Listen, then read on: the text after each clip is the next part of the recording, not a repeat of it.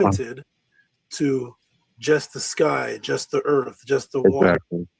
It's a word that was used amongst the people for powerful things, and that's what the ancestors teach. And they were known for the divine dance as well.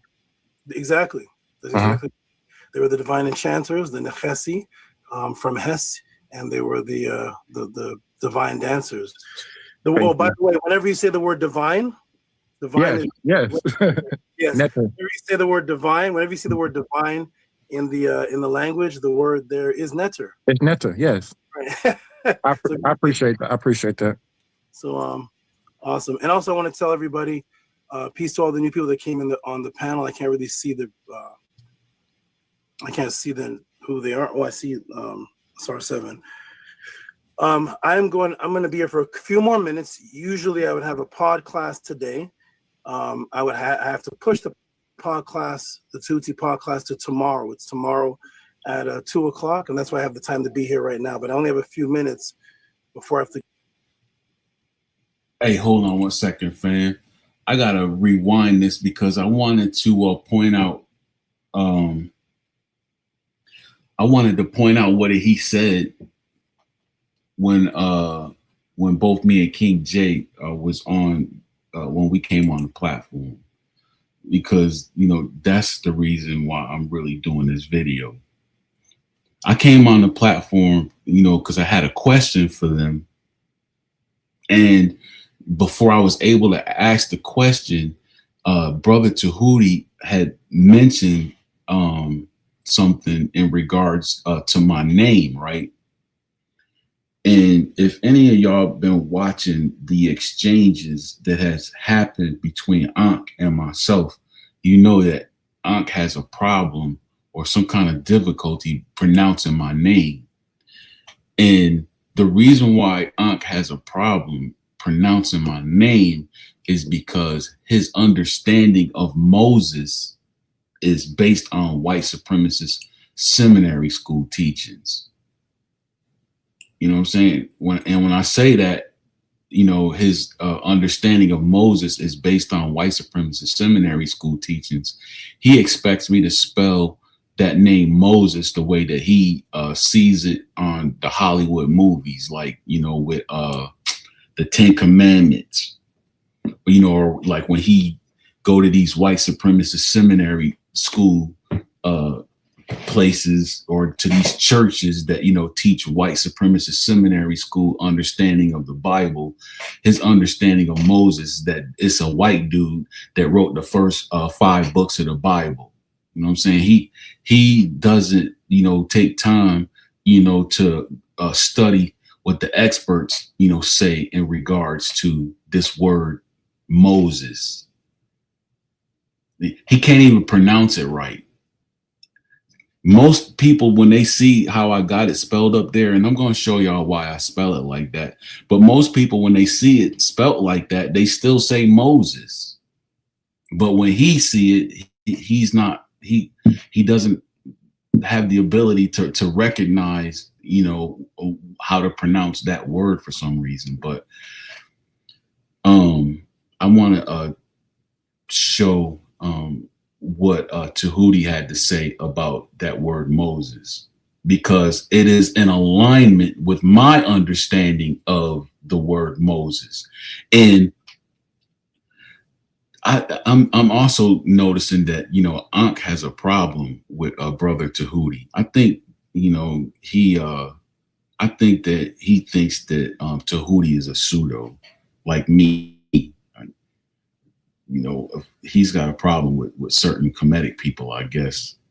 And I don't know why, because he's supposed to be Kemetic, but my jury is out on that. They still debating whether this dude is Kemetic or not. He got a Kemetic name, but he don't carry himself like one. But let me go ahead and play this video so y'all see what Tahuti had to say about the word MoZeZ. Within those glyphs, that the middle letter itself can have dual meanings, meaning that in the writings of the glyphs, some of the glyphs can be encoded with a second message. Brother Law, 100% correct, whether you use the determinatives or not. The words itself can be used and double meaning, triple entendres, and that's what most of my pod classes are about, such as the word offset. I was just about to say that. I'm using this basic because I have, a term everybody's familiar with, offset, right? So I'm using offset. Offset is a being. Offset is the Hemti, wife of Osiris, Osar, and then at the same time, Offset is the name, one of the names of the Aku that people are calling the pyramid. The Nefer Offset, the Nefer Unas Offset, which is a seat, a placement, a seat. So if you're talking about the word offset, based on the context, you could be talking about the literal person, or you could talk about the literal structure. Those are two literal things. Or you could talk about a seat that one holds, such as the word imam, not the name of a person, not literal, but it's a seat that you hold. So any given time, someone else can be the imam, even though that person's name is Muhammad and that person's name is Ishmael, literally. But the seat they hold is a symbolic seat that anybody could. That's a position. So the same thing goes with offset. The same thing with the word myrrh. Myrrh is the word for pyramid, and myrrh is also the word for love. So yes, you're absolutely right. Whether the determinant is or not, you're great. Now with that. Here we go. I'm not gonna say anymore. No, do your classic. With that being said, that's a classic. With that being said, I'm gonna be quiet because I don't want to do too much. Because then people gonna so much. Oh, brother. Then the brothers. Oh, people gonna say brother Lie coming in here trying to do this. And be on the side of brother Reggie. And I'm not doing nothing. I just wanted to ask that question. That's all, brother. I appreciate it. Thank you. Thanks for the smile too, because you got something else, but you're not saying that's good. All right, this is the brother that I actually wanted to another brother here, King J. I wanted to say peace to you, King J, and peace to my good brother MoZeZ, who I hope is still going by the name TuT-MoZe. That's before the Moses of the Bible. He's TuT-MoZe, everybody. He's not just Moses. He's TuT-MoZe, TuT-MoZe. It's another Tahuti. Peace to both of you, King J and TuT-MoZe. And I got a few minutes, and I got to announce something about the podcast and then step off. But peace to both of you. How are you doing? Peace, brother. To you, including all as well. I'm doing good. How are you today? I'm doing great. I'm glad I saw that you also did some further research, King J, and I've definitely seen you make some comments that the Natiru can be both, and that the Natiru are real, and they can be described as literal things, and they can be described as symbols. And I'm glad to see you're saying that now. Yeah, I definitely am. I did put it in the chat. I was talking about that particular expedition of Harkuf, where they sent and brought back the magical dwarf, right? So would that be an example of an actual physical netter that went to Ta-Neter, land of the Neteru? So would that be? Did they think that those were Neteru in particular? That's the question. Yeah. So for example, Bass and his counterpart Basset. Exactly. So these were called, and I'm talking. People know that when Tuti comes on, he does a lot of screen shares. I'm just gonna talk for right now. Maybe next time I come on, I'll screen share when Uncle allows screen shares again, or when Sonetter allows screen shares. So I'll just talk for now until the screen shares are allowed back. Yeah, they were called the Nem. So they were called the Nem, and the determinative after the word Nem was a netter symbol. So they were all considered the netters. And would you say, Judy, allow the screen shares? I'm allowing the screen shares. What you talking about? Okay, I haven't seen it yet. Maybe there's a because you tried to put some bull crap up. I can't cuss. I ain't going for that. But I look silly. You must think I'm silly. You must think I'm Donald Duck or something. I look crazy to you. I'm paying you on mine. If you got a valuable screen share, I don't have a problem with that. Yeah. Not gonna let you cap. No, sir. I don't think you're crazy. I think you're I'm not gonna cap. You're Unc and Bobby simultaneously. Oh, yeah, you think so? So I tell you what, snake healer, snake trainer. insect water, Snake right? healer. Yeah, snake healer. Call you snake healer. You. I'm a snake healer? Snake healer. Yeah. Healer. Yeah. Okay. All right, let's get back to. I was talking. I don't know how did you get in this conversation? We're talking about Best in the TuTMoZe and the Unquest, Bobby Bang. You want to share something that made some damn sense and not a con. I'm not sharing a con. Okay. Get out of here. Knock that off. And if you got some valuable information to share, I don't got a problem with it. Okay. Share the con. As long as it doesn't go against you, then it's invaluable. Right. As long as it ain't a con. Okay. Well, if you can show that it's a con, I'll definitely cash up you $1,000. Right. Right, I don't think you got it. Yo, Unc, it's Brother Omar. Do y'all mind if I shoot next when you and Tahuti is done? I just want to know if I can just shoot. I'm waiting for a valuable screen share at this point. Do y'all mind if I show something right quick? Well, hold on, Omar. Before you convolute the conversation, I want the brother to kind of just deal with what we were talking about in regards to Beth and the Tahuti. I want to point out that Brother Ankh specifically said that he's looking for a valuable screen share. And what does he mean by he's looking for valuable screen shares? Based on, my, listening to Ankh, he's always talking about, he only dealing with experts. He only want to hear from experts. So I understand that to me that a valuable screen share is information from experts.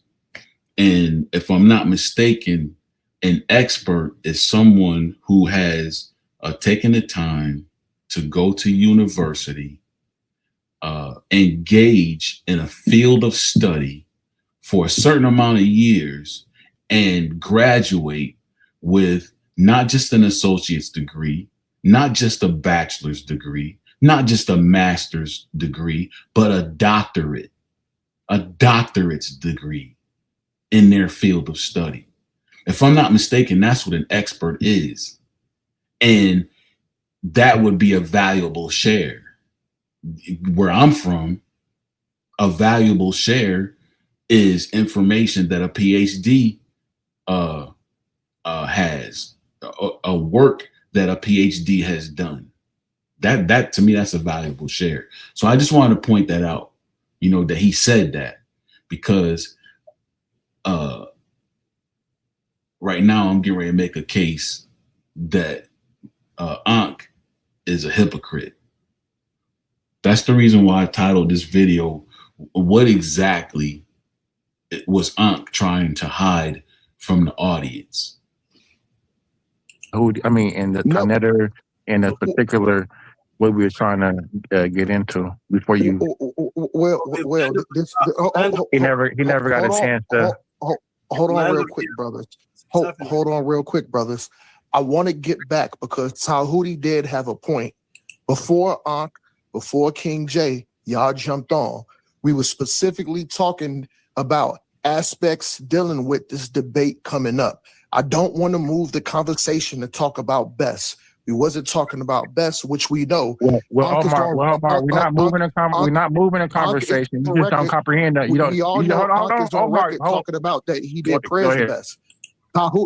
Brother Tahuti was correct. So I'm going to mute back out. But after that, I'll mute back out. Debate coming up with Brother Jabari and Brother Reggie. I'll mute back out. Now let me respond to that. We are on topic, Omar. You just didn't comprehend. Hold on, because you gotta hold on, man. What's up, Sal? All right, yo, I want Omar to be limited. Omar be talking crazy. Omar talk because he interrupts people. So don't let Omar get too much shine right now. And you gotta let Tahuti go because Tahuti promoting the debate. Let Tahuti share what he want to share. I'm not gonna hold on. The nigga not sharing nothing against me, nigga. You get back up and control this. That's what's not happening. Oh, okay. Oh, okay. I'll just checking the temperature. I didn't know you was sharing something against making up a lie. He beat me in a debate about some damn pyramids not being built. Get out of here. Ridiculous thing ever. I look stupid. Come on, bro. Yeah, he lost his mind. He didn't went off to the planetary galaxy somewhere. Yeah, they didn't build the pyramids on Khufu rings. No, you can't do that. Yeah. What are you doing, Saudi?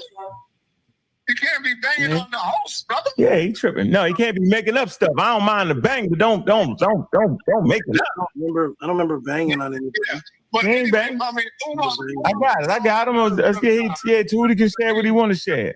I got it. Yeah. Do you want to let Harwin on? Does Harwin come on? What do you want me to do? Come on, but make sure he answer those questions about home. All right. Yeah, he got to answer that first. I got you. All right. I don't want him talking about the Murray. I don't want him doing nothing. Okay, and yeah, that's off limits. All right, that's off limits. Got you. I got him. I know how to handle him. All right. Okay, back to King J. Peace, King J. I'll continue where we were. I appreciate it. I appreciate that. And real quick, just to clarify to Omar, we are on topic, brother. You just didn't comprehend the point being made. We're talking about little actual netters on the earth. So when he's talking about best is the physical depiction of these twat people possibly. So go ahead, Tony. Okay, so I stand corrected, King J. My apologies. I stand corrected. Thank you, Omar. Thank you, King J. So yes, they were called the Nem, and the Nem determinative has a netter at the end of it. So those shorts, what people are calling the pygmy and the twa, they were called the Nem. This is where you get the concept of a short magical creature called a gnome. They're really called the Nem, and they're considered short magical beings that would entertain. Once again, I want to say shout out to Brother Tahuti. However, I want people to take note that he's not showing any sources from any PhDs. He's just talking. I have no issue, with him talking because, I'm one of those that, go and, research information, that I hear. If folks is not showing me, studies that were done, things that are peer reviewed, so on and so forth. If they're not showing me that stuff, I'm like those people in the Bible. There's these people in the Bible that's called the Bereans. They don't necessarily, take what people say. They listen to what people say, but then they go and search and study and do analysis to find out whether the things that were said are actually so. So I'm like that. I'm going to go and do research and, see how much information is out there and see, who supports the information and see if the information is really valid. You got folks on here that don't do that.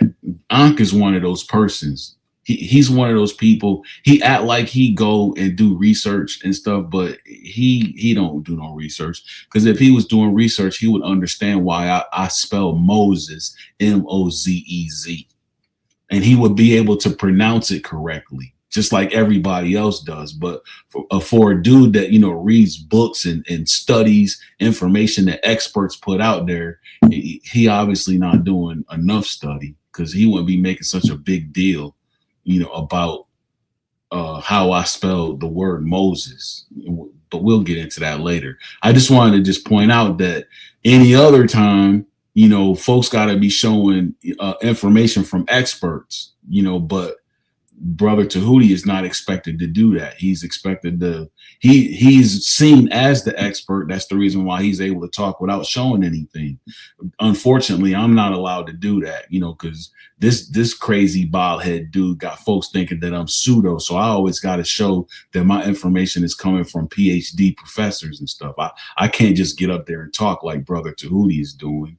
I have no problem with Brother Tahuti talking. I'm just showing that when it come down to me, they got a whole different set of rules when it come down to me. And when I try to follow those rules, they don't even allow me to follow the rules. And that's what's really crazy, man.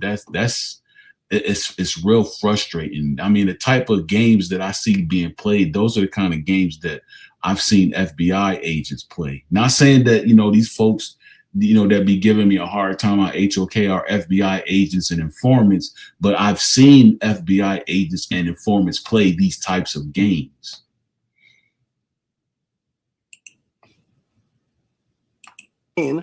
The people of that area of Kemet, and they were given the netter symbol. They were from an area. One of the names of the area was Nehes, where you get the word Nakas from. And in my discussions and conversations with Arabs and whites that want to say that the Egyptians were white or Arab, or the original people were white or Arab, I always show them, you know, ask them who's the Nakas, because they say that the Nakas are the Nubians, who were considered at a lower level than the Egyptians. But if you look at the word Nakhasi in the dictionary and in the writings, the determinative is Natiru. They have three netters in a sitting position. Yes. At the end of this word Nubian. So they consider the people in the area of what's called the Ta netter. Yes. They were considered netters, and they were physical, literal beings. Netter is not a word that is limited to just the sky, just the earth, just the water. Exactly. It's a word that was used amongst the people for powerful things, and that's what the ancestors teach. And they were known for the divine dance as well. Exactly. That's exactly. They were the divine enchanters, the Nechesi, from Hes, and they were the divine dancers. By the way, whenever you say the word divine is, yes. yes. Whenever you say the word divine, whenever you see the word divine in the language, the word there is netter. It's netter, yes. Right. I appreciate that. I appreciate that. So awesome. And also I want to tell everybody, peace to all the new people that came on the panel. I can't really see who they are. Oh, I see SAR7. I'm going to be here for a few more minutes. Usually I would have a pod class today. I would have to push the pod class, the TuT pod class, to tomorrow. It's tomorrow at 2 o'clock, and that's why I have the time to be here right now. But I only have a few minutes before I have to go take care of some things so that class can be done by tomorrow. So everybody definitely show up if you can to the TuT pod class, and tomorrow's class is going to be a question on the Mothman prophecies and the symbolisms of the beings that they saw back in 1966, and some of the information. Jesus Christ, boy, I tell you. That'd be crazy. Anyway, hey. What in the hell is going on? Hey, brother, before you roll out, man, I just wanted to build with you right quick. I don't want to change the subject real quick, Moses. I want to stand. Hey, MoZe, ain't no way in the world I'm sharing them flies, yo. I'm not. All right, here we go. So, MoZe, right? Unbelievable. All right, so like I said, when I came on the platform, right, I originally had a question. The question that I was going to ask was, why are people who have names that associate them with East Africans and Northeast Africans, why are they here, we here in America, having these discussions? Let me say that again. The question I was going to ask, and I never got a chance to ask it, why are people with names like ANKH, Ashe, Tahuti, Sanetter, Jabari, why are people, and I'll even throw my name in there as well, you know what I'm saying? But, you know, I'm obviously on a total different page from these other brothers with names that associate them with this East African, Northeast African territory. I'm obviously on a total different page. But my question again is, why are people with names like ANKH, Tahuti, Ashe, Sanetter, SAR7, SAR-MK, why do we have these people with these names that associate them with the greatest civilizations that existed in East Africa and Northeast Africa. Why are we having these conversations here in America? And then I was going to do a follow-up question, like, are we having these conversations because we are planning on rebuilding our ancestor society, and not just rebuilding the greatest society this planet has ever seen, but building a better version of that society? And what I mean by, building a better version of it, because now we're in the age of technology. I know that there's some people out there in the community that feel like our ancestors had technology that was more advanced than the technology that we have today. But at the same time, what I'm saying is, what I mean by building a better version of our ancestor society, there are people that think that America is the best country on earth. So the question I'm asking is, are we going to build a society that's better than America for Black people in on the land where our ancestors, had their society? Is that the reason why we're having these conversations? Because that's the reason why I'm involving myself in these conversations. I'm trying to get my people to understand that we are supposed to be rebuilding what our ancestors had. We are not supposed to be under the rule of foreigners on land that was stolen from indigenous people. We as a people, we as descendants of the gods or the netchers or whatever you want to call our ancestors, the leaders, the judges, I call them the judges and the magistrates because that's how biblical people refer to them as, the people that had the power, to forgive you, spare you, pardon you for whatever transgressions you may have committed in their society, or they could take your life.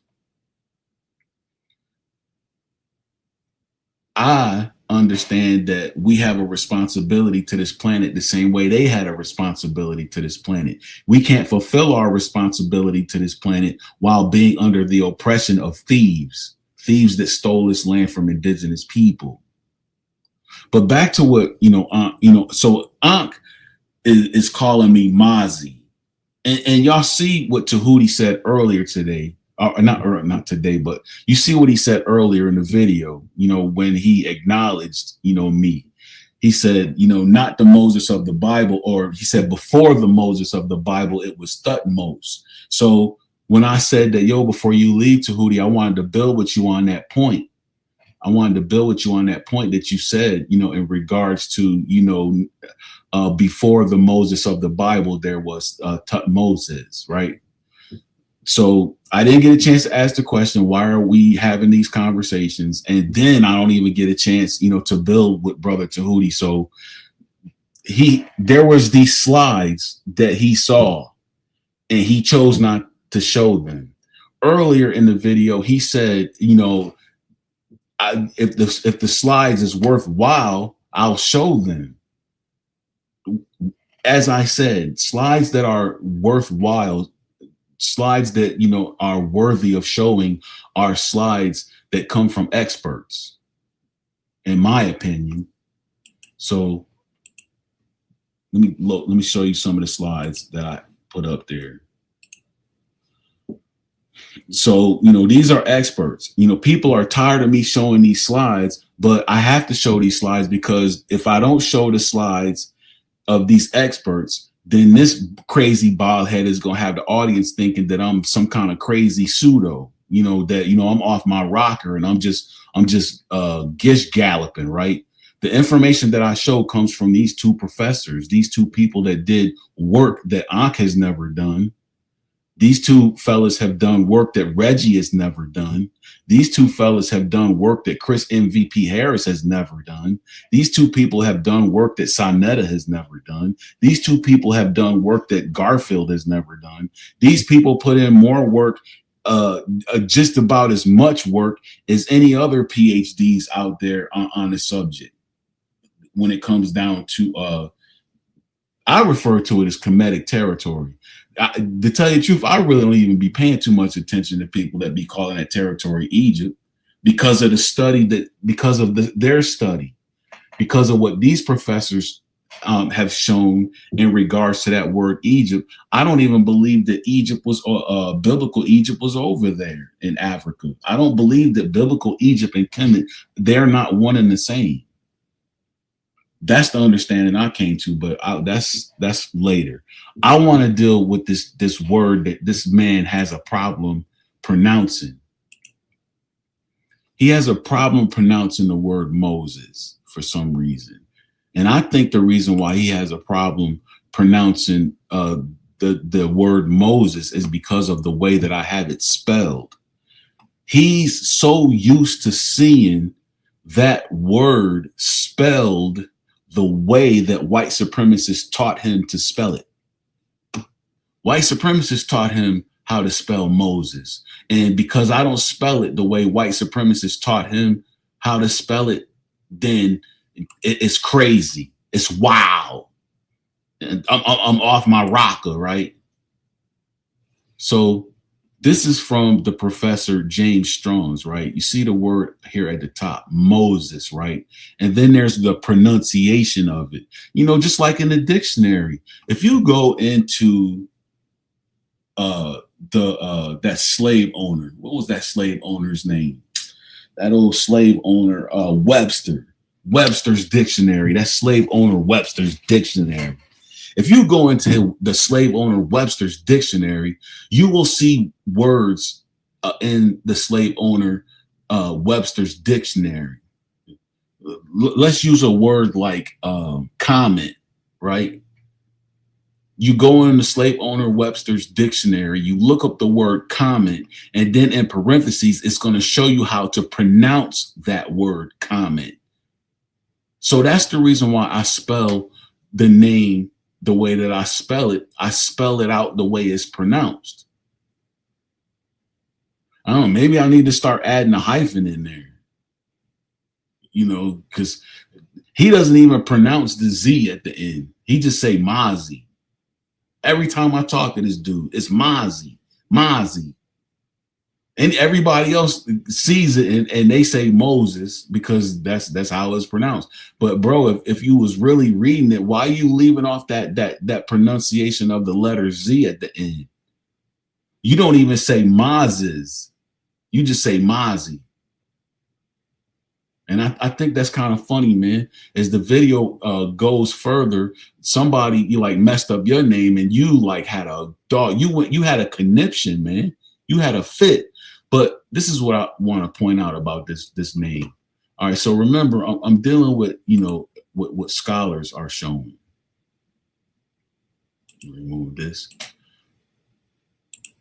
All right, I'm dealing with what scholars are showing. Mainly, I'm dealing with James Strong's right now. But this brother right here, Professor Kane Hope Felder, when he studies the Bible the same way that I study it. You come to understand that the book says it's taking place in between Africa and Middle East, in Northeast African territory. One of the main territories in the Bible that's identified as the land of Canaan. And Canaan, according to the biblical narrative, is technically a colony of Kemet.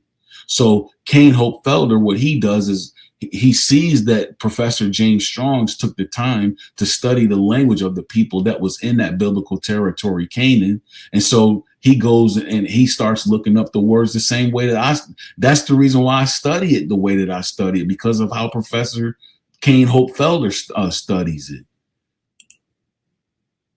All right. So just so folks know that I'm not just, you know, making up stuff off the top of my head and all like that. I just want folks to know the two professors that I rock with. So we're going to go back to here because this dude can't pronounce Moses to save his life. Spelling out the pronunciation of the word is causing him all kind of problems. But this is what I wanted to show Brother Tahuti before he left. So see that the scripture, Exodus chapter 2, verse 10, is talking about, and she called his name Moses.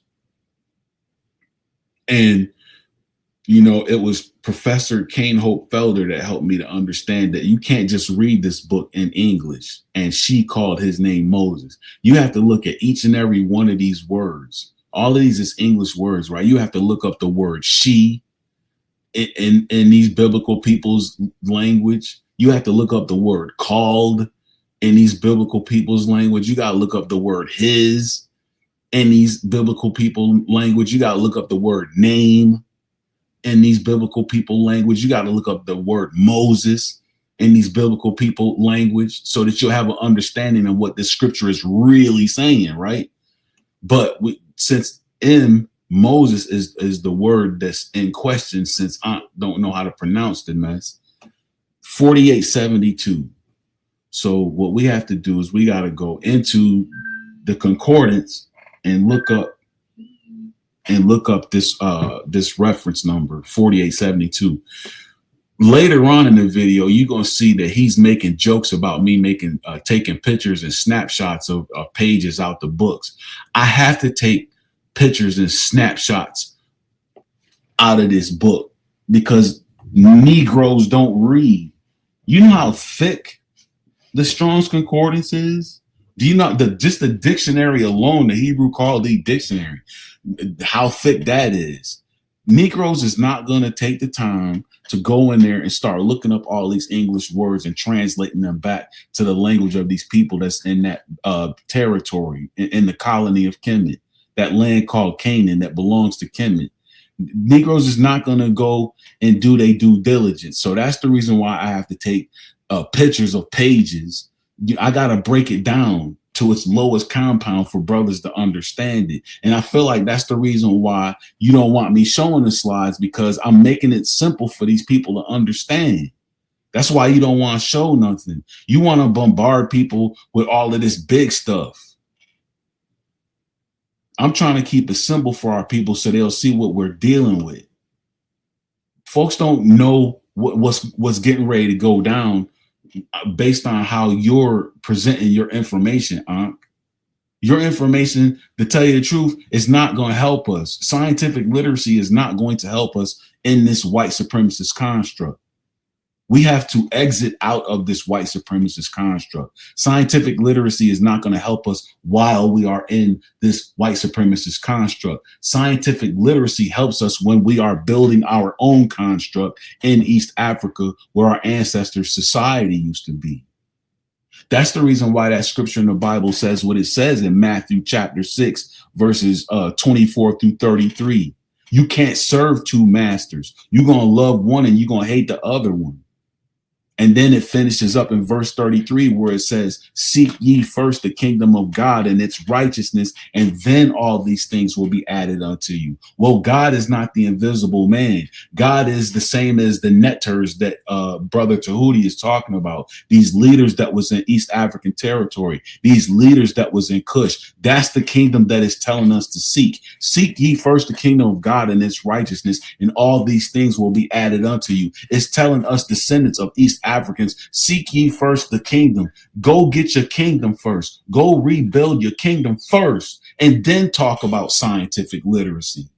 Because when you try to be successful over here as a black man in this white supremacist construct, trust and believe the government is going to start seeing you as some type of domestic terrorist threat, and then they're going to come and knock your stuff down, and they're going to use house niggas to do it. Go ask Marcus Garvey what happened when he was trying to build something and trying to get our people united so that we can go rebuild a kingdom in East Africa. Go ask him what happened. It was house niggas that was responsible for the fall of Garvey's movement. You acting just like one of them, man.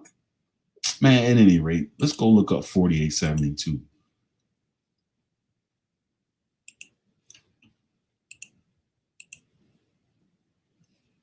Okay, so that's 4872. So as we look at this definition, we see that there's another definition inside of this definition, which is 4871. So let's go get that. 4871. 4871. Let's go through this real quick. I see another definition inside this definition, which is 4862. Let's see if I got that.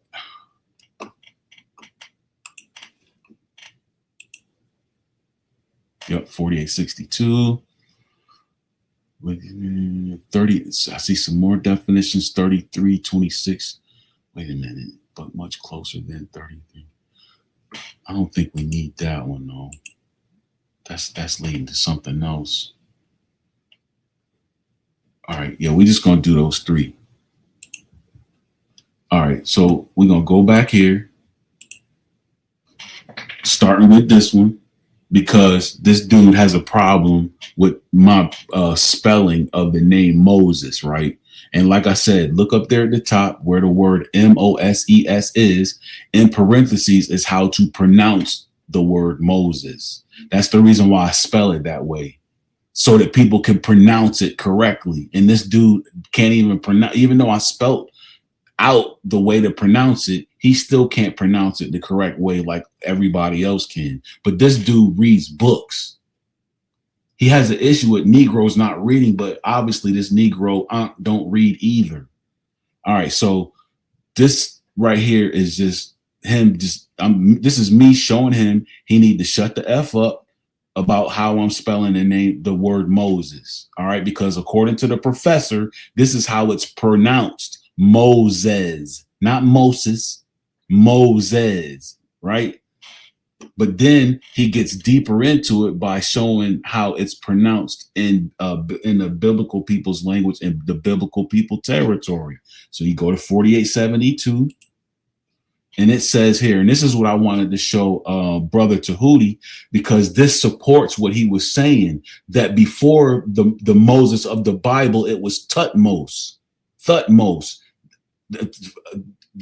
In East African understanding, in East African cultural understanding, this word comes from East Africans. And this is the question when you read this definition, right? Moshe from 4871, drawing out of the water. This is very important. Of the water. In other words, rescued. Moshe, now according to the Bible, they talk, or I'm not the Bible, but according to religious people, they talk about Moses being a lawgiver, right? But this lawgiver does not refer to just an individual, because when you look at the English word God and you see what the English word God means in that East African territory, it says judges and magistrates. So Moses is not an individual.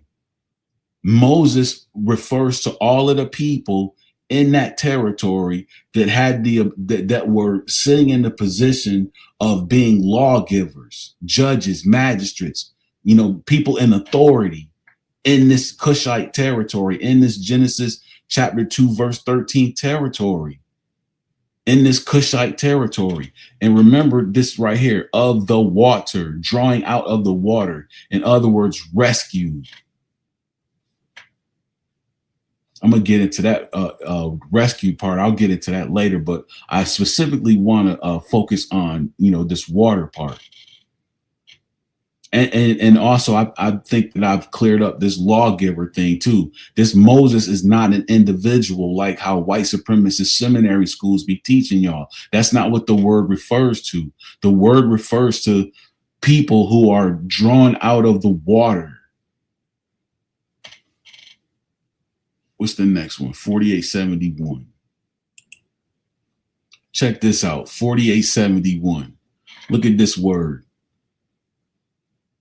Sunalizo. Sunalizo. This is associated with that word Moses from 4862. And halizo, to throng, to accumulate. In other words, convene. Who do you know convenes?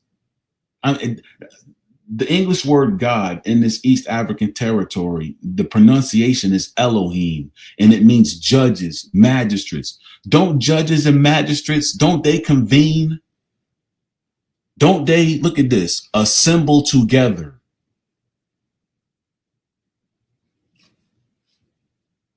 There's other slides I probably have to show, because there might be people that'll see this video and be like, That's not talking about Africans. That's not talking about Africans.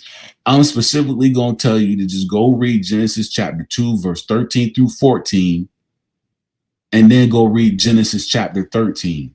Genesis chapter 2, verse 13 through 14 says Ethiopia. Verse 13 mentions Ethiopia. Verse 14 mentions Assyria. That's Africa and Middle East. And then when you get deeper into the Bible, when you get to Genesis chapter 13, it talks about this Abraham, who is the father of multitudes, is dwelling in this land that's called Canaan. And Canaan sits in between Genesis chapter 2, 13 through 14 territory. But guess what else sits in between Africa and Middle East territory? Kemet, where the pyramids are built, where the greatest civilizations were. Cush and Kemet sit in between Africa and Middle East. So yes, all of this is talking about Kemetic people. This is not talking about no white folks named Jews. This ain't talking about no black folks named Hebrew Israelites. This is about East African leaders and their citizens in the greatest kingdom that ever existed in East Africa, in between Africa and Middle East. From Cush all the way over to Sumeria, which is Cush would be considered what we call Ethiopia today, and Sumeria would be considered what we call southern Iraq today. So from Ethiopia all the way over to southern Iraq, that's who these people are.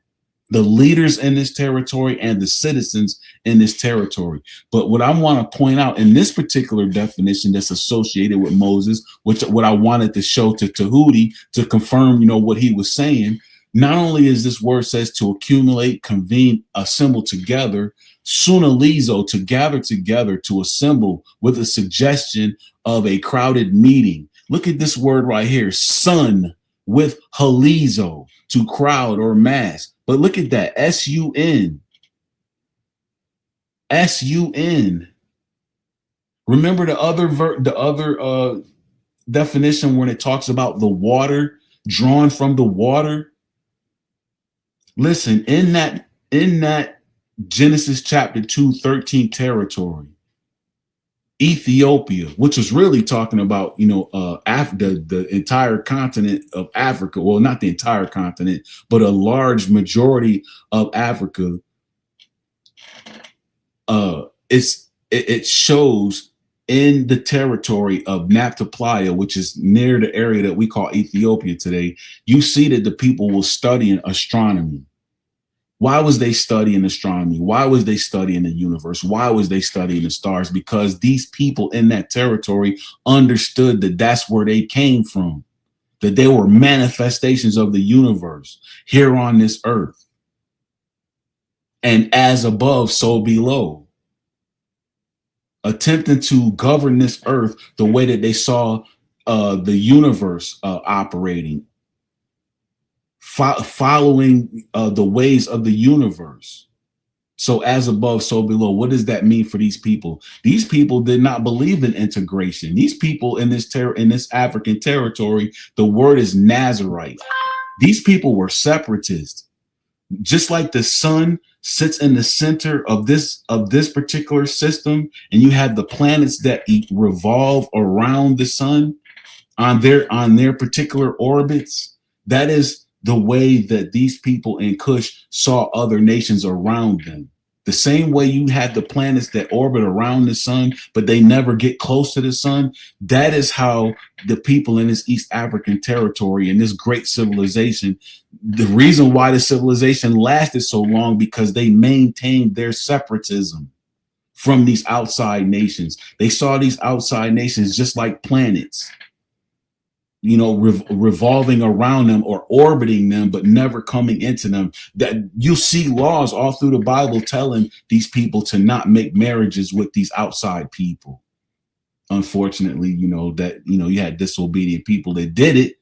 But ultimately, in this territory, in this East African territory, in this Cushite territory, these people gave honor to the Aten, or the sun. They are called children of the sun.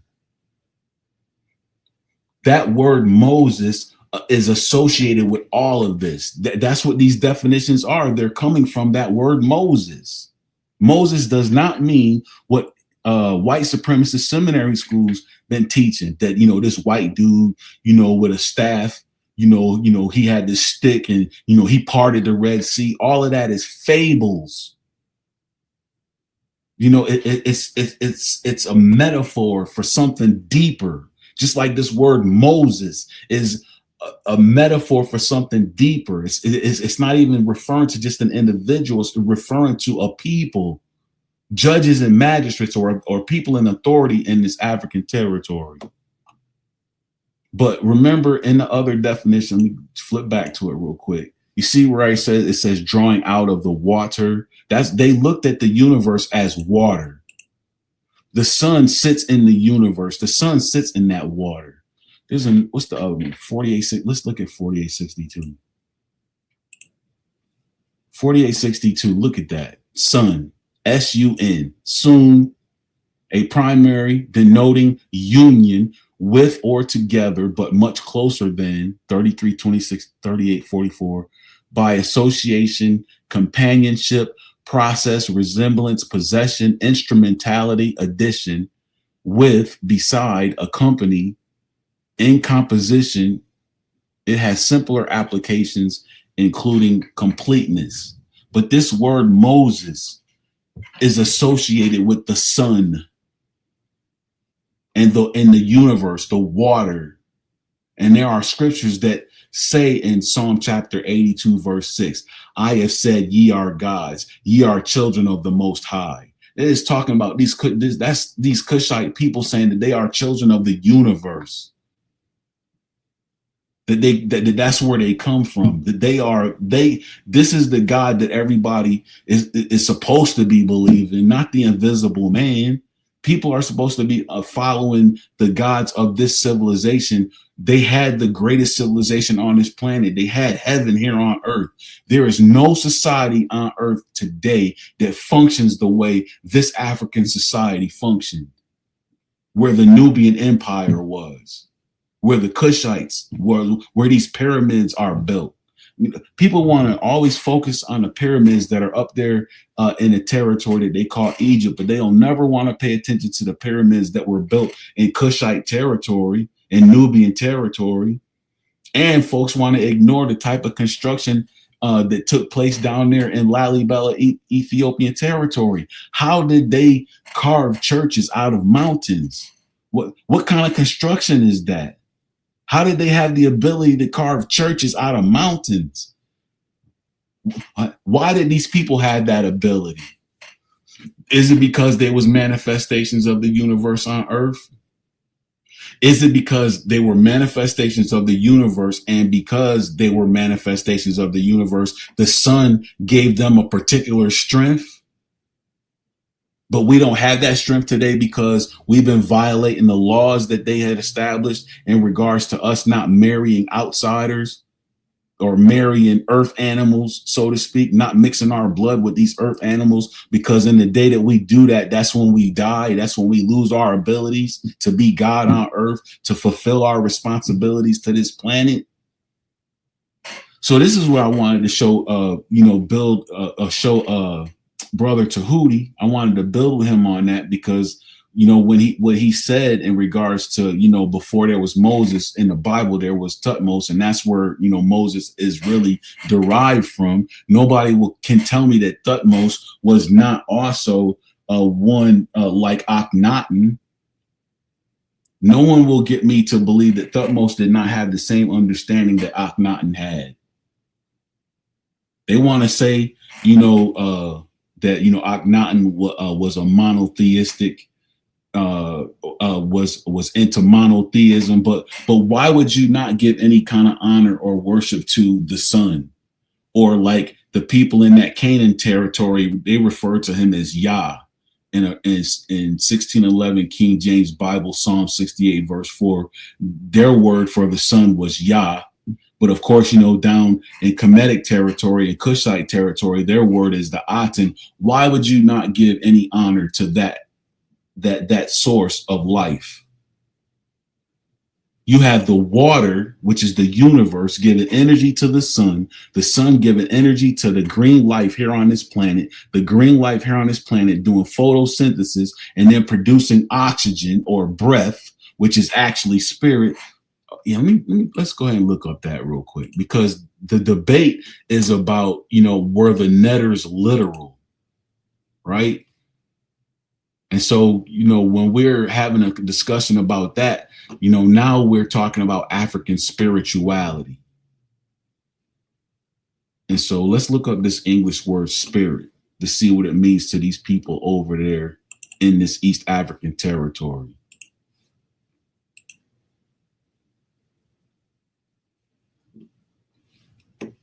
So all of these are verses for spirit.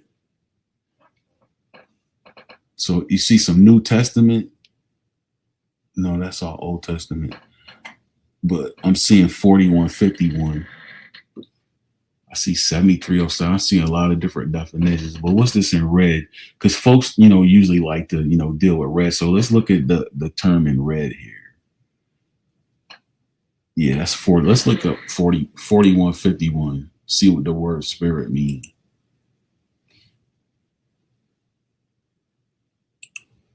See if this is it. Oh, that's 7307. What'd that say? Ruach. Wind. Wind is literal. We talking about African spirituality. By resemblance, breath. So how does that play with the African understanding of things? When they want to talk about, are the netchers real? Well, I, for one, know that God is not the invisible man. I know that for a fact. The netchers are these leaders that was in that Cushite territory. Now, how does breath associate with them? So you got these leaders in this East African territory creating laws, statutes, and commandments, for the citizens they have living in their territory. Because you can't have a civilization, you can't have a civil nation without laws, without statutes, without commandments. If you don't have no law and order, you're going to be living in chaos, like how America is. America's a land of chaos because these law enforcement people can't even follow their own laws. They can't even maintain their own laws. They be passing judgment on people, but they be committing crimes as well. Whereas in our ancestor society, the law was the law. They understood if we don't maintain law and order that we have set in place, our kingdom is going to fall. And the reason why the kingdom fell is because they broke their law. Their law was, we are not to fraternize with these earth animals. We're not supposed to fraternize. We're not to fraternize with the East Indians. We're not to fraternize with the Asians. We're not to fraternize with the Caucasians. We're not to fraternize with the Mesoamericans. We have to maintain law and order and be a guiding light for these societies around us. The same way the sun is maintaining order in the universe, we as children of the sun have to maintain a particular order here below. As above, so below. So with this right here, with this definition, ruach and breath, you have these people making these laws, these statutes, these commandments. They done made law and order. But when they die, they give up their last breath into the atmosphere where the wind is, right? And when they give up their last breath, the living has access to that last breath. Because when we give up our last breath, come on, man, it goes into the same green life that's giving us life. Green life uses carbon monoxide as a part of their photosynthesis with the sun. We give up our last breath, our carbon monoxide, it goes into the green life. The green life does photosynthesis and shoots it back out into the atmosphere.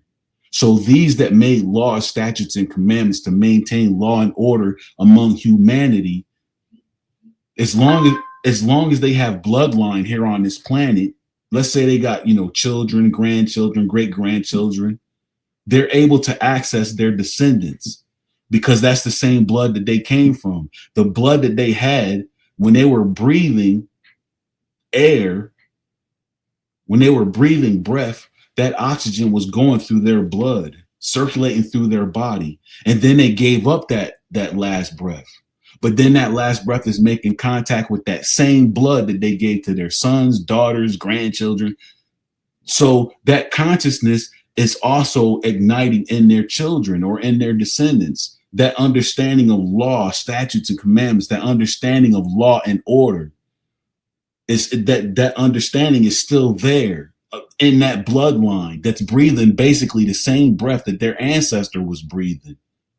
So that's really what spirit is. Spirit is the last breath of those people that gave birth to you. And God forbid, the people that's responsible for you being on this planet are some satanic people. The English word Satan, in the biblical people language, I forgot how to pronounce it, but it means arch enemies of righteousness. God forbid the persons that produced you were people that were lawless, that had no respect for law and order, that did not understand the importance of law and order, because those ancestors and that particular bloodline is a bloodline that should not be on this planet. And when that type of bloodline is overtaking the planet, then that's when extinction level events start showing up. The universe, sending a message to the earth to cleanse the earth, because the earth got all this negative energy running around down here. These people don't want to follow no laws. They don't want to maintain no order. They don't want to follow no statutes. They just want to be in chaos. The earth it can't function like that.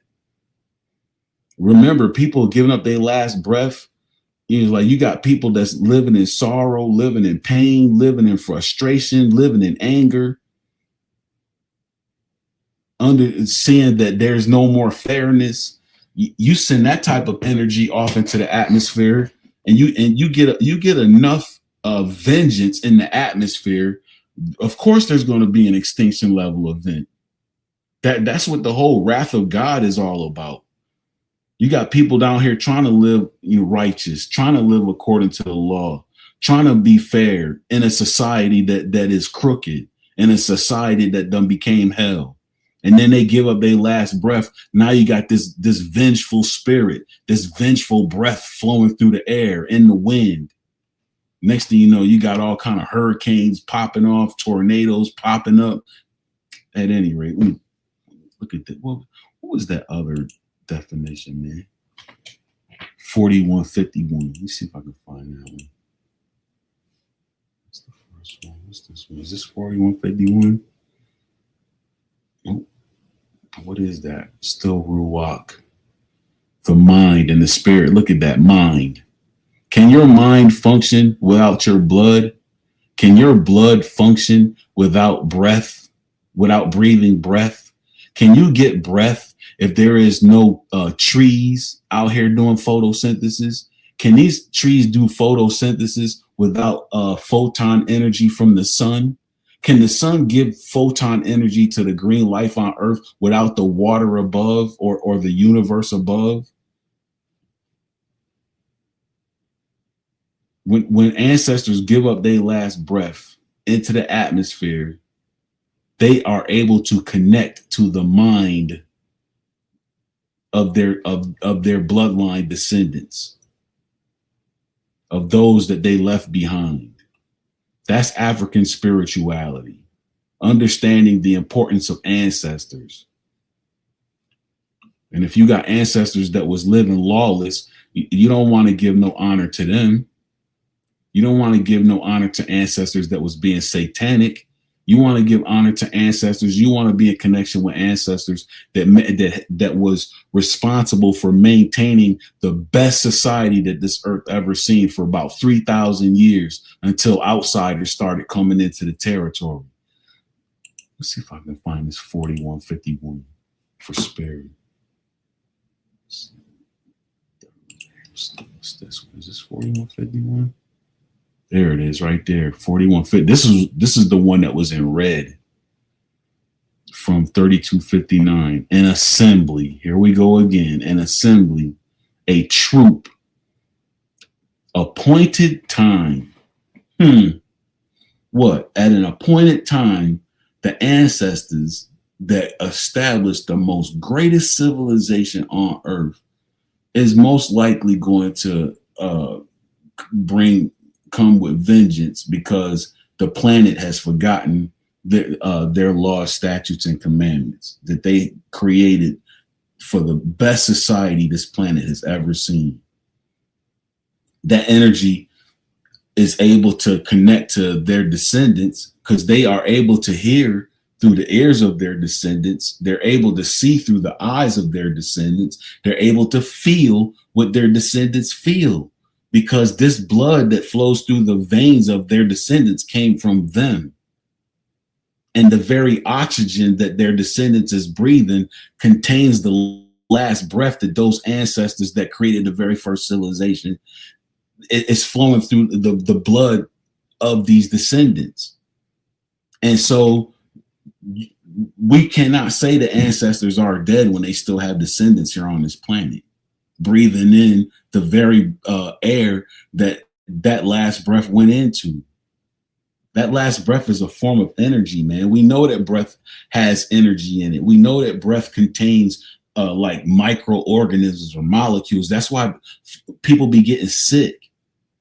Somebody next to you, they got the flu, they sneeze, you breathe in that energy, and now you got the flu. So if we understand it on that level, why are we not understanding what spirit really is?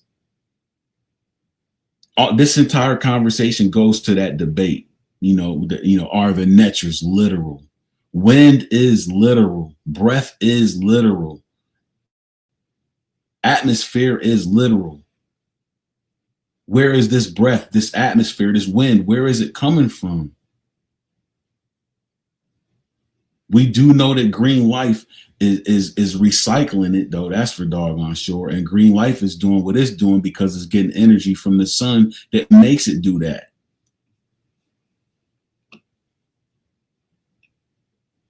However, we have to be able to distinguish, what is literal, because a lot of times, you can use parables and analogies, to tell a story.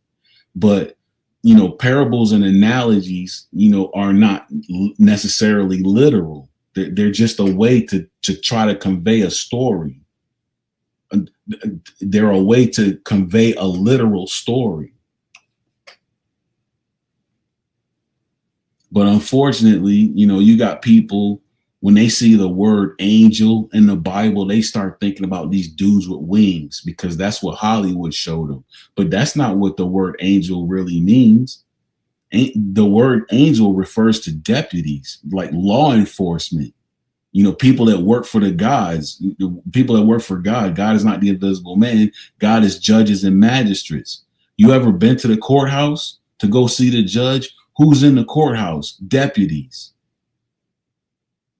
That's literal. But the story is that literally you're going to the courthouse to see the judge. And when you go to see the judge, you have to stand before the deputies first, because the deputies got to pat you down to make sure that, you are safe to enter into the building to go see the judge. But if you want to tell that story in a metaphorical way, he's like, oh, well, I'm going to go see God. And when I went to go see God, I had to stand before the angels. That's why it's very important to study the language of these people in this East African territory. You can't just read the Bible, at face value and think that you understand what it is that you're reading. And this is what ANKH is hiding from his audience. ANKH out there calling himself the God killer. He's basically calling himself, the hater of our African ancestors, because he don't even know what the English word God means, just like he don't even know what the English word Moses means. He think that Moses is this individual dude that wrote the first 5 books of the Bible. But according to the word, it doesn't have anything to do with that. According to the people in that East African territory, it's not pronounced the way that they're pronouncing it over here. And it doesn't mean what it means to people over here. It means something totally different over in Africa. He don't know that. Same thing with the English word God. He's calling himself the God killer because they over here teaching people about the invisible man. But that word, that English word God, does not mean that to these people over here in this biblical territory, in this East African territory. It's referring to the same people that Tahuti was talking about earlier. The Netchers, the Nahesi, or like the people up there in the Canaanite territory called them the Elohim, which are judges and magistrates. I don't know that.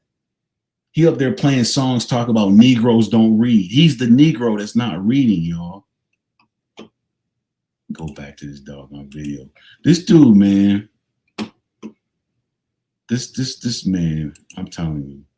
I don't know why he's on HOK acting like he's like the smartest dude in the room, man.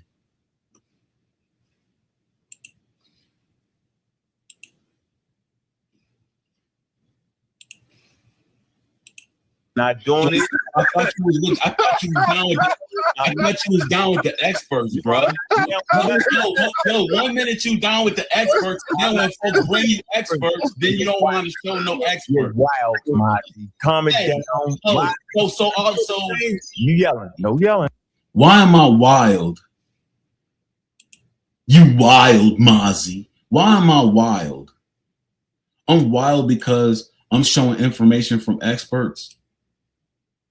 I'm showing you what these English words really mean according to these people over here in this East African territory. That's why I'm wild.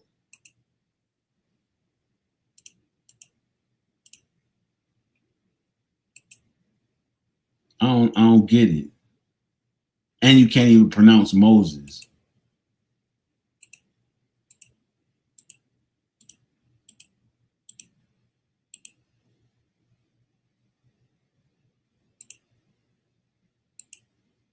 Hold on a second, y'all. Let me remove all of these.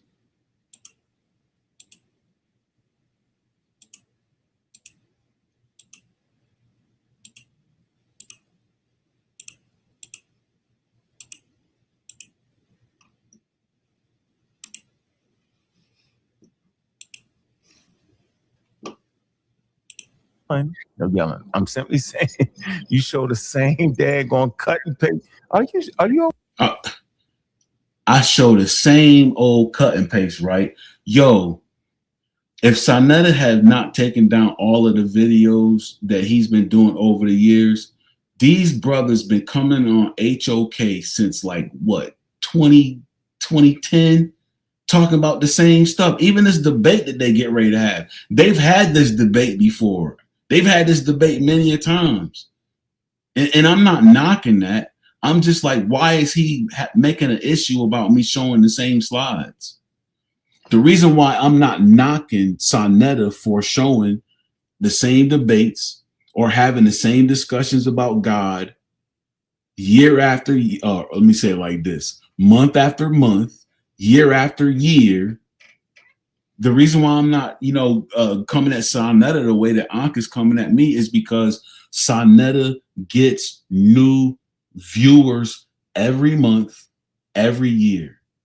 So you have to keep showing the same information because you got new people coming in all the time. And it's the same thing with me. But like I said earlier, like Tahuti was up there just talking. He's not showing no sources, and that's cool. I have no issue with that. But this dude, this crazy bald head, always be trying to make me out to what he said. I'm wild. I'm crazy. I need help. He always trying to make me out to, to be just somebody to not be listened to. I'm trying to show sources. I'm trying to show information from professors. He's not allowing that. But he allowed Tahuti to talk without showing any information from PhDs. Why is the rules different for me? And then when I give him that smoke back, then he want to get in his feelings. okay? You okay, MoZe? You know, I like how you try to characterize. Okay.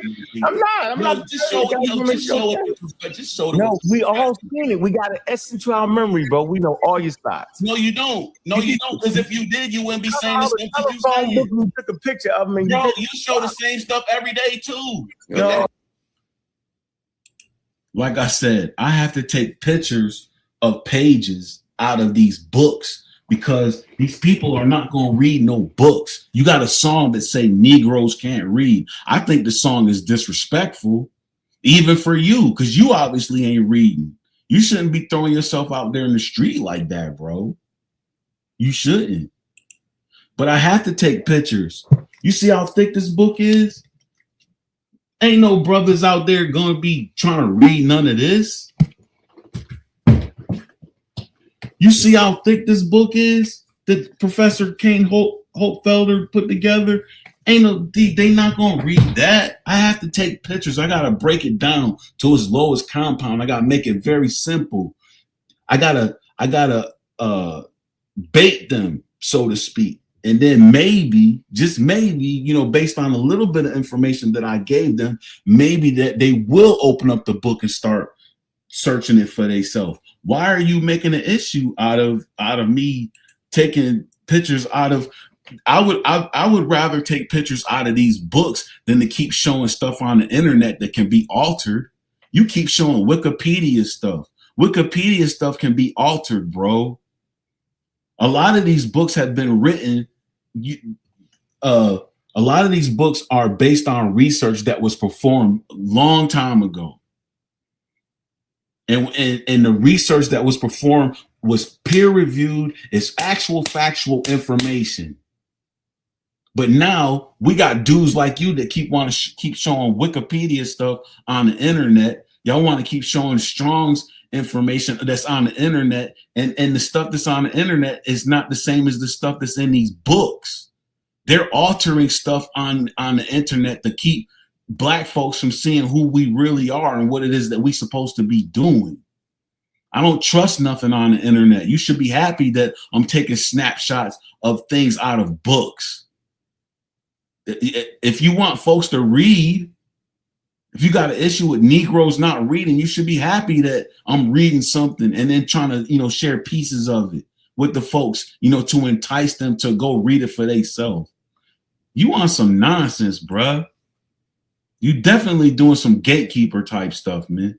How many times have you showed us Darwin? Let Harwin get his question. Let Harwin get his question in so we can stay on topic. Every time you turn around, you talk about Darwin, dude. No problem, MoZe. No problem. Calm it down. I just want to make sure you're okay, bro. Again, I want y'all to see what happens when somebody say his name wrong or call him a name that he don't like. Just watch. You okay? Oh, wow. His name is not my. His name is MoZeZ. Here's the proof. No. Go to the very first. No, go to the very first slide. Go to the very first slide. Read the definition, though, y'all. Because I did want to point out this issue right here. You know, drawing out of the water. I definitely wanted to point this out. But see, the reason why he only showed this is because white supremacist seminary school teachers teach that Moses was placed in a river, you know, by his mom, and she floated him down the river among a bunch of alligators and stuff like that. And Pharaoh's sister found him, and he only wants to focus on that part. But you saw all the other definitions that I showed you. This water is not the water that they show you in these Hollywood movies. This water refers to the ether that is above us. That's why Psalm 82 verse 6 says what it says. I have said, ye are gods, ye are all children of the Most High. They're talking about the water above.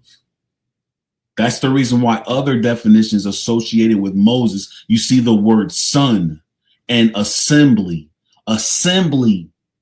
One person cannot assemble with himself. Like I said, the English word God is Elohim. It refers to a council of judges and magistrates. Judges and magistrates can assemble. That word is lawgiver. That's what judges and magistrates do.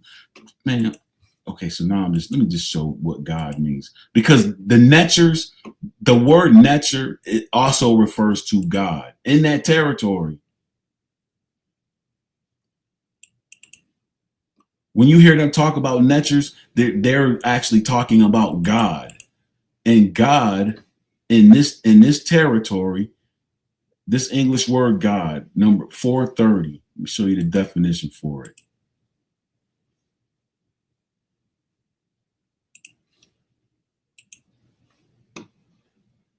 .430, Elohim, gods, see, plural, just like Moses is not an individual. The word refers to an assembly, like I showed earlier, in the ordinary sense, but specifically used. The supreme God, meaning the best society that ever existed on the planet, the supreme society, occasionally applied by the way of deference to magistrates and sometimes a superlative. And then it goes further down to where you see judges. You see that plural in number refers to one, rulers, judges, either as divine representatives as at sacred places or as reflecting divine majesty. This is talking about the people in East Africa. It's talking about the Netters. This is a word. This word right here is coming from people in this territory right here.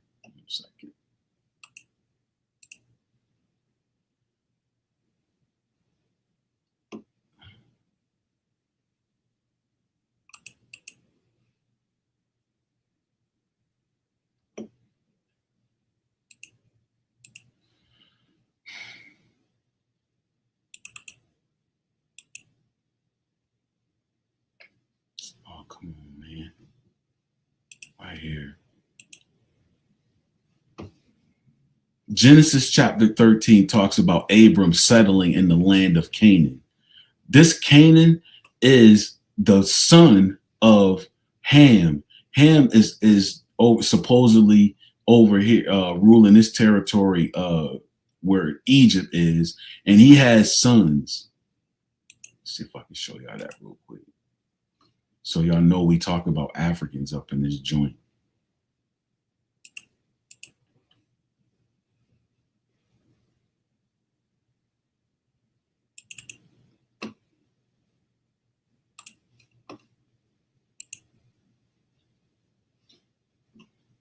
Descendants of Ham.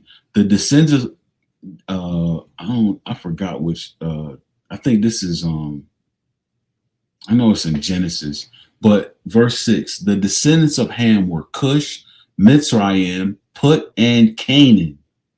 You see Egypt down here? This is the territory of Ham and Mitzrayim. Biblical Mitzrayim took over this territory, but these names, these are not literal names. These names are metaphors of people that were controlling this area. But I'm just showing you that the biblical narrative is showing you a connection between that land, Canaan, and this territory down here where Ham was supposed to be ruling, which is Egypt. And what the word God means to these people that's in this territory. In this territory, that English word God does not refer to the invisible man. It refers to the netters, of which these people refer to as Elohim.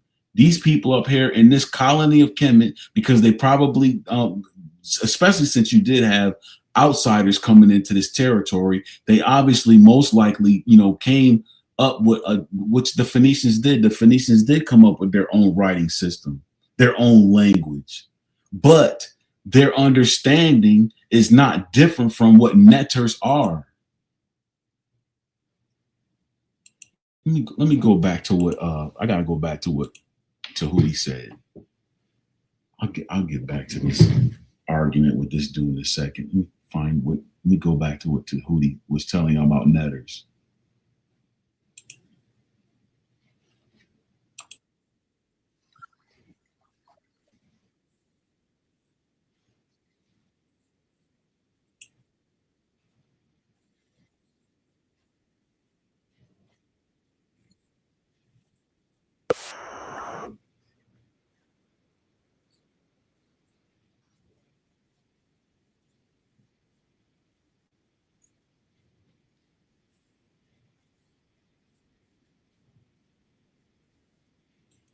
So people in the in this Kushite territory, let me show y'all something real quick.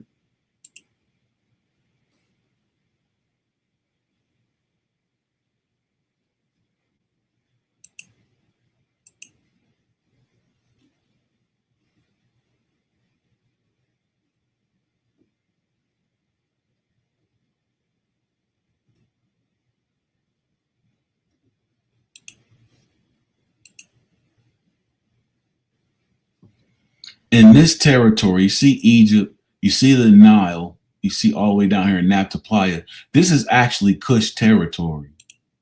Let's show y'all something else.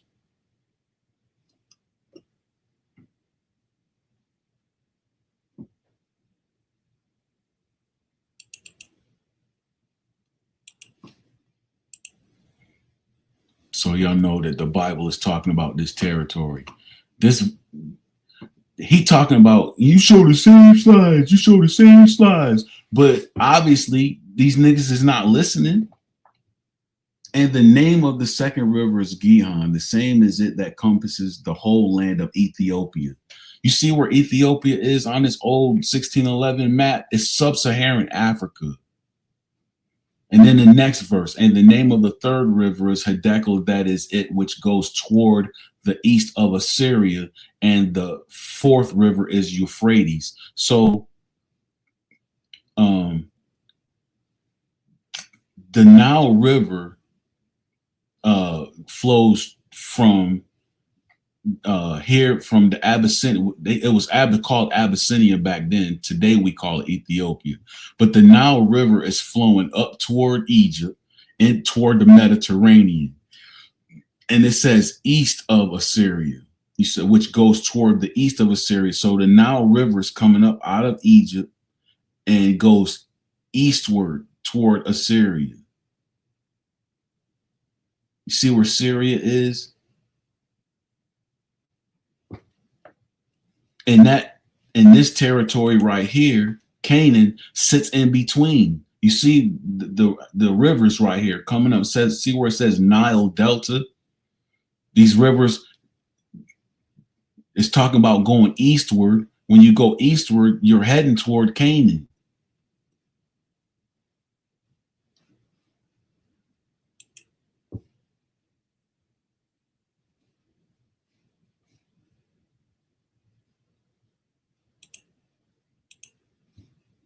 See that? You see the Nile Delta going eastward toward Assyria.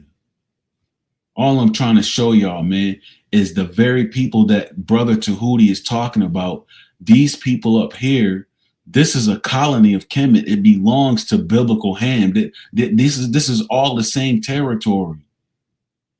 They just had a different name for these people. Elohim. But the people that Tahuti is talking about, this is what he's talking about. Judges, either as divine representatives at sacred places or as reflecting divine majesty and power, divine ones. It says superhuman beings, including God and angels. What made these people superhuman? Is it because they were manifestations of the universe? Did the sun give them a certain, because here's an example, right? Here's a metaphor. You're looking through the James Webb telescope, right? And you see the universe forming a planet. How heavy is a planet? You don't see no hands, shaping and forming a planet. You just see a planet, being formed. So now you got these physical manifestations here on Earth able to do the same thing with the Earth. Just forming things like pyramids and carving churches out of mountains, having a certain ability because they are manifestations of the universe. They're functioning like the universe. They have like, for example, let's take like ants. You notice that ants have the ability to lift like 10 times their weight.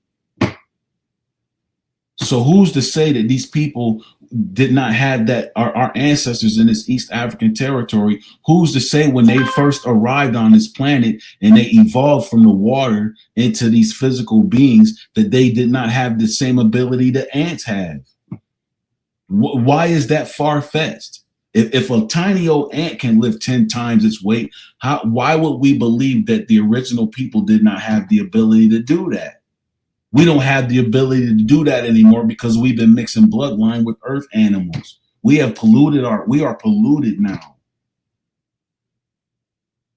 That's the only explanation as to why the Bible keeps showing, what happens to people, to these people when they marry outside nations or when they marry outside of their tribes, when they marry foreign women. That's why Genesis chapter 2:17 say what it say. Of the tree of the knowledge of good and evil, thou shalt not eat of thereof, for in the day that thou eatest thereof, thou shalt surely die. That's not literal. It is literal, but it's not talking about a literal tree that grows apples and oranges. There is no such thing as a tree that grows apples and oranges and things of that nature, having the knowledge of good and evil. It's talking about a family tree. The family tree of people in the South, the East Indians, the family tree of the people in the East, the Asians, the family tree of the people in the North, the Caucasians, the family tree of the people in the West, your Mesoamericans. Of every tree thou mayest freely eat, the fruit trees, so on and so forth, but them family trees don't partake of those, because when you start partaking of those, you're going to lose your ability to be who you are. You're not going to be gods on earth anymore, and you're not going to be able to fulfill your responsibility to this planet. Now, check this out. If what I'm saying is BS, right, why is it that Marcus Garvey was stopped from separating us from America? What is so wrong about that message? This man is trying to bring Africans who are relocated over here to the West. He's trying to bring us back over here into this East African territory so that we can get back to being who we were as a people. But then the FBI attacks him because of his message. Why would the FBI attack that man because of his message? Because they don't want gods to resurrect on earth. Psalm 83:4. Let us deal wisely against them so they don't ever, so we can stop them from being a nation.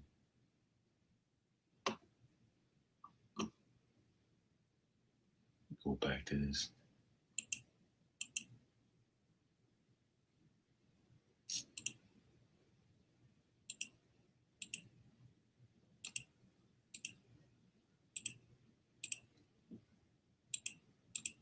So Tahuti's talking about the same people that the folks up in biblical Canaan is talking about, man. The Netters are the same as the Elohim. They're not invisible people. They're people that were responsible for creating or establishing law and order in that territory, man.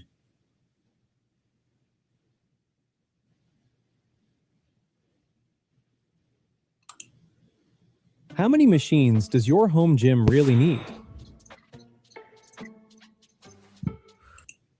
Flanders, bro. Wait. And that's why you gotta be yelling, because you get up there and act like I yell at my children, and that's what you acting like. You acting like my. Okay, before I cuss him out, I gotta get him out. Before I mess up the whole show, he put up MoZeZ. That's supposed to be MoZeZ. You know what, y'all? I'm not doing it, y'all. Y'all behave me. He called me names. I don't want to cuss him out, mess up the show, because I cuss his beat. What did he call Tahuti earlier? He called Tahuti a snake healer. He can call people all kind of names and character assassinate people, but then when you give him that smoke, now he want to cuss folks out. That he got white hair on his chin just like how I do, but he act like a daggone child, yo. Be out real quick. So I'm gonna let him go. I think he needs some help. He don't need to be on here. MoZeZ needs some help. He do, man. He do, bro. People are asking a question in the chat. Go ahead, ask the question. But they can't. there's no moderators for me, so I'm just going to show people the class that I'm talking about. They're asking me what's the link. All right. I can't do it because I'm not a moderator, but I'm going to go ahead and just show it here, and yeah. So is it showing on Quest? It's no, channel. did you put it? Let me see. I don't see it. Hold on, let me see. That's pretty much all I wanted to show, man. I just wanted to show y'all the slides that he didn't show. I wanted to show you how this word MoZeZ does correlate with what Tahuti said in the beginning. And I'll end with the question. Again, the question that I wanted to ask, but I didn't get around to asking it. Why are people with these Northeast African names like ANKH, Tahuti, Sanetta, Asar-7, ANKH, why are these Jabari, why are people here in this white supremacist construct that have these Northeast African names or names that associate us with our ancient ancestors, why are they even having these conversations? Because they damn sure don't look like they trying to rebuild nothing. All of them look like they comfortable here in this white supremacist construct. And I honestly feel like that's the reason why this dude be giving me the smoke, because he's a house nigga that ain't got no intention on trying to get the youth to understand that we supposed to be rebuilding a society for ourselves, not depending on another nation to help us and free us and have our best interests at heart. Only house niggas do that. Only house niggas depend on another nation to treat them fairly, to give them justice, to give them jobs, and all the other nations is doing it for theyself. The Asians is doing it for theyself in Asia. The Indians is doing it for theyself in India. The Russians is doing it for theyself up in Russia. The Mexicans is doing it for theyself in Mexico. All of these nationalities around us are doing it for theyself, but only black folks, even these black folks, they call themselves indigenous Indians to America. All of them is dependent on the white man. And all that just tells me that y'all just house niggas, man. Y'all comfortable. Y'all comfortable here in a white man house, and y'all got a problem with a nigga like me that's saying, no, we ain't supposed to be dependent on nobody but ourselves. And we have the ability to do the same thing that our ancestors did and build better. Our ancestors was the gods. If we was to separate from all of these nationalities, purify this bloodline, get back to being manifestations of the universe here on earth, we could change this. We can really, really change the planet instead of just talking about it all the time. We can bring the same energy back to this planet that our ancestors had on this planet. But, you know, do what y'all do, man. Do what y'all do.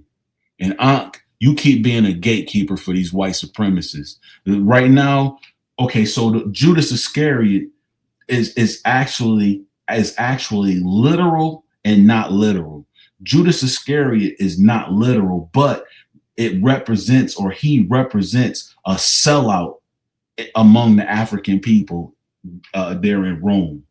When the black Africans in that Roman society was trying to separate and return and go rebuild what their ancestors once had, there were people like you, Ankh, that was giving them problems, that was standing in the way, being gatekeepers. And I think that you need to go watch a video called Pompeii, Frozen in Time. As a matter of fact, let me show you what you about ready to be. Cause y'all folks think that the story of Sodom and Gomorrah is a fake story, right? You know, when they talk about, you know, a woman, you know, turning into a pillar of salt, right? Y'all think that that's a fake story, right? But see, that's a metaphor of something that happened, of something that literally happened.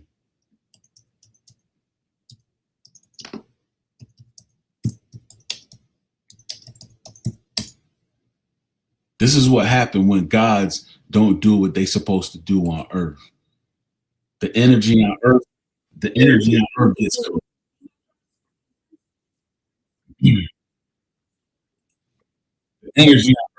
corrupted.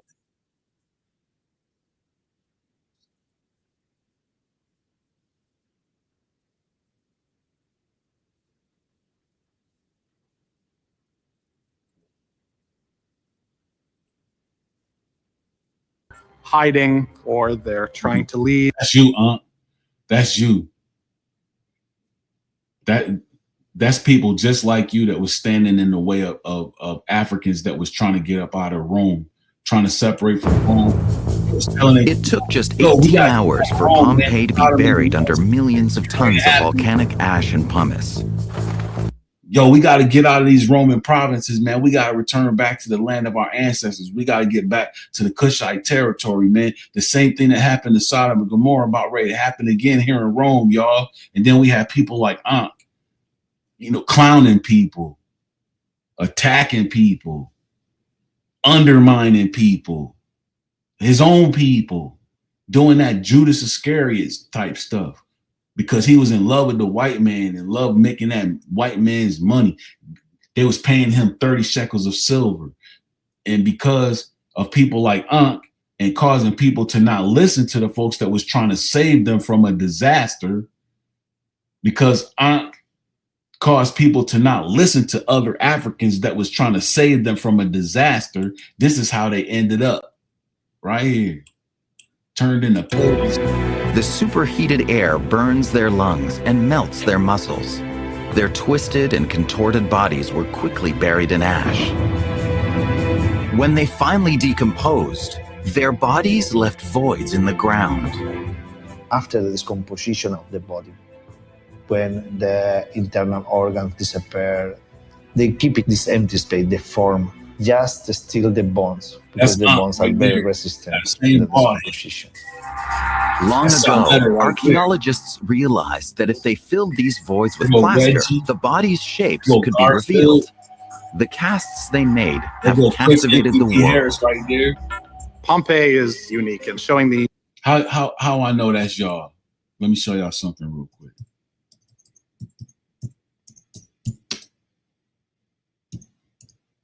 Show y'all something real quick.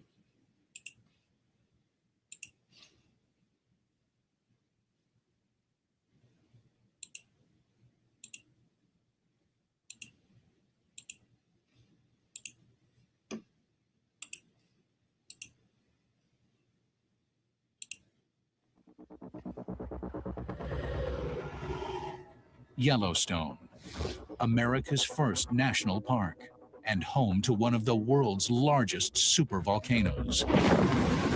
Beneath the scenic geysers and waterfalls, an eruption 1,000 times larger than any in human history awaits.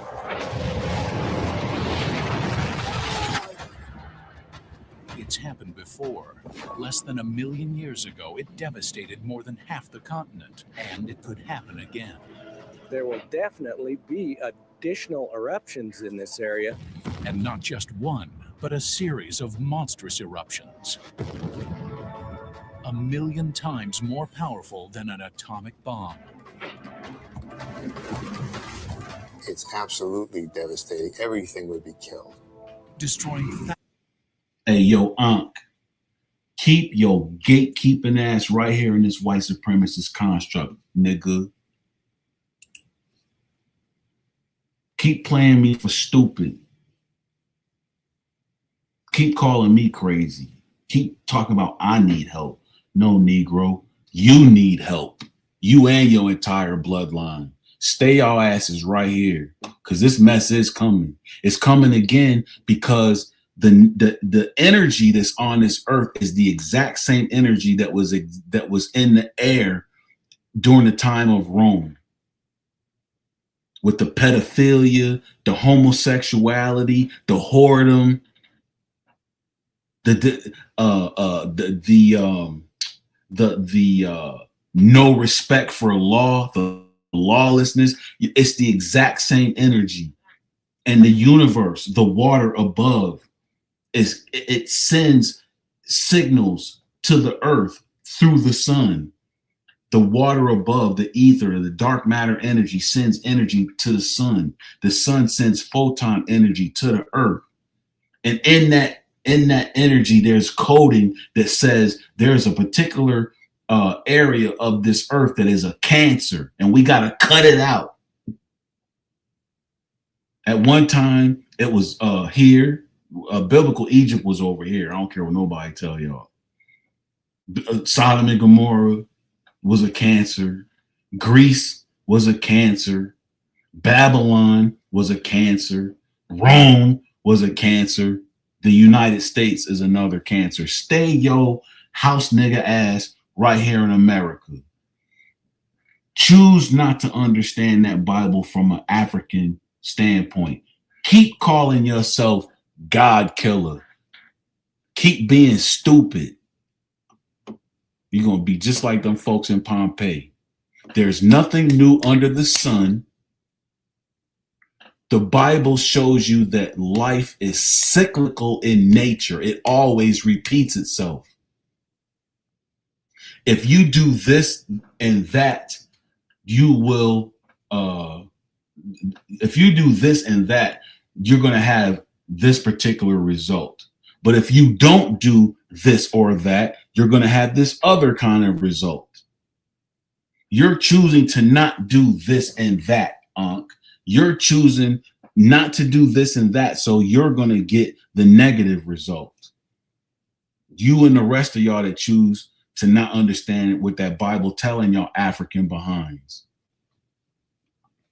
These are ancestors' last breath flowing through the atmosphere, making connection with me, telling me what it is that they seeing through my eyes and what they're hearing through my ears.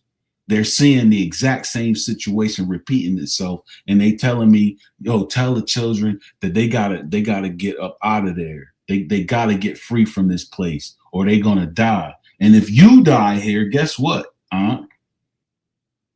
If your particular bloodline dies here in a Yellowstone volcanic situation, your entire bloodline goes extinct, bro. Because I don't think you got any family over in Africa that you connected to. A lot of families was brought over here far away from our borders in order to spare the bloodline, in order to save the bloodline, to keep the energy from dissipating and going off into the oblivion. You got to come up out of this. But if you choose not to come out of this, you're going to be like the animals. You're going to get the same kind of death that animals get. You're going to close your eyes and that's going to be it. There is no flowing through the atmosphere for you in this particular situation. Let this volcano go off and let the ash clouds block the sun out. And then when the sun rays are blocked, the photon energy is blocked, the green life is going to die, and they're not going to be able to recirculate your last breath, bro. And then them children, them grandchildren, and all them other descendants that come after you, they ain't going to be here. So your entire bloodline, and maybe you need to be wiped out like that. Maybe you one of the energies that is just slated for extinction, bro. Because you obviously ain't hearing nothing ancestors is telling you. You need to take that ANKH cross off your neck, because you perpetrating the fraud, bro. All right, y'all. Peace, blessings, love, light. Ancestors love dwelling in the light. Shine down on and in the lives of all of the Creator's righteous children, resurrecting as gods on earth. Ancestors' protection be around y'all. Live righteous.